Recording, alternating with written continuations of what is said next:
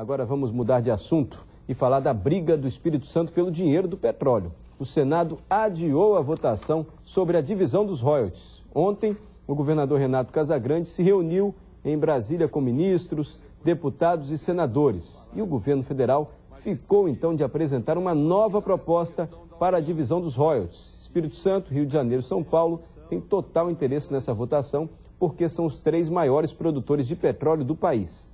Se o veto do ex-presidente Lula for derrubado, o Espírito Santo vai perder mais de R$ 1 bilhão por ano. A votação no Senado foi marcada então agora para o dia 5 de outubro. Iria acontecer dia 15 de setembro, ficou para o dia 5 de outubro. Resumindo, votação adiada, uma nova proposta vai ser apresentada pelo governo federal. Era tudo o que queria o governo capixaba. E para o governador Renato Casagrande, é importante que o governo federal faça a mediação nesse debate. O que cabe aos governadores é pedir o entendimento, apelar para o entendimento. Se não tiver o entendimento e votar a matéria e for derrubado o veto, né, a essa matéria, o Estado do Espírito Santo, o Estado do Rio de Janeiro, podem se desorganizar administrativamente. Eu tenho certeza que ninguém do Brasil quer a desorganização do Espírito Santo, quer a desorganização do Rio de Janeiro. Então nós estamos pedindo e apelando para o entendimento, querendo contribuir, estamos com o espírito do entendimento e pedindo para que o governo federal faça essa mediação, e a presidente Dilma já se mostrou sensível a essa mediação. Então é isso que nós estamos aqui no Senado para mostrar a importância do Senado e do Congresso Nacional também ajudando nessa mediação. Agrada a proposta que seria a revisão de um decreto, aumentando o valor do barril, e aí sobraria mais dinheiro para os estados não produtores? Essa é uma alternativa. Alterar o decreto que estabelece a participação especial é uma alternativa, não é a única.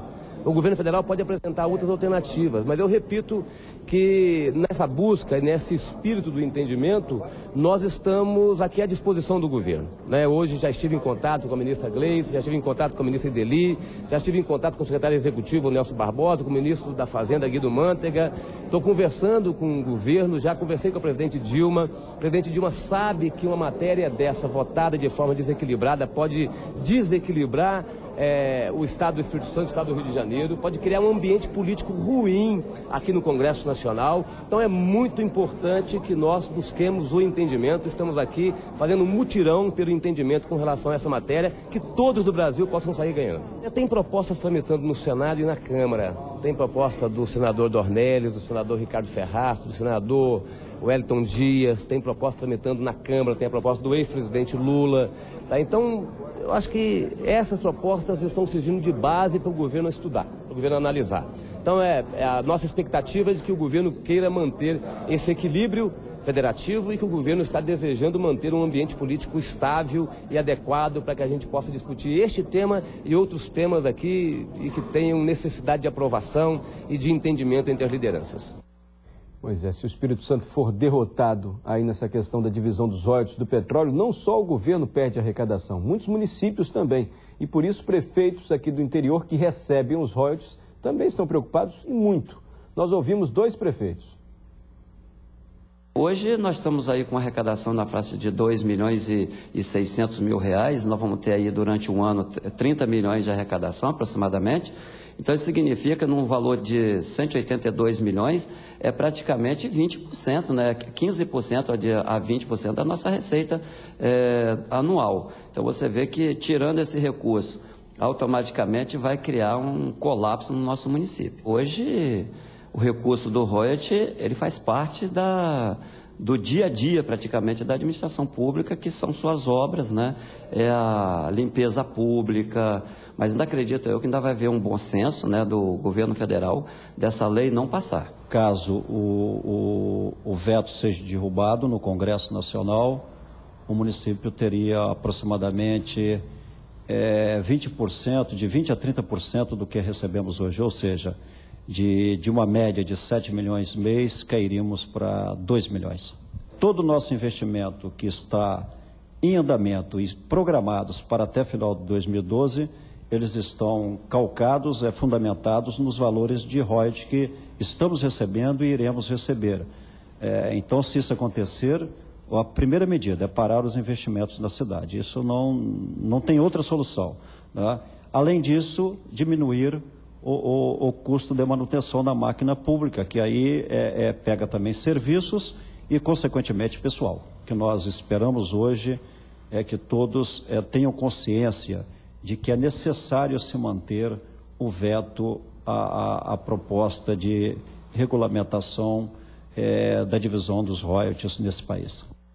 E se o veto for derrubado, a votação então ficou para o dia 5 de outubro no Congresso.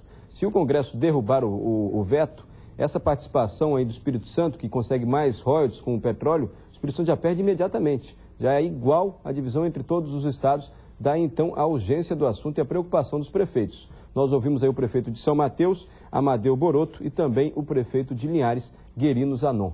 E o governo do estado anunciou ontem um plano de investimentos para os próximos anos, agora com essa ameaça aí de perder recursos que vêm do petróleo. Será que isso também está dentro dos planos, Daniele Cariano?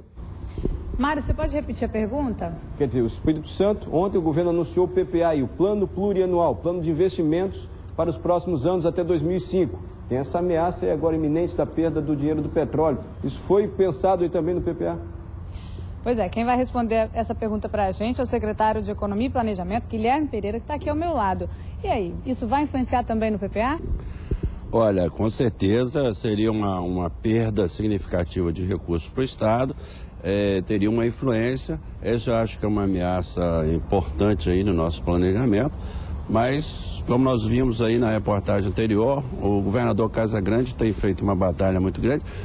Já conseguiu uma pequena vitória aí de a votação e nós temos a expectativa que esse entendimento acontecerá e que o Espírito Santo não será tão prejudicado. Secretário, só para a população entender, qual é a diferença do PPA, que é o plano plurianual, e para o orçamento anual? Qual é a diferença desses dois planos?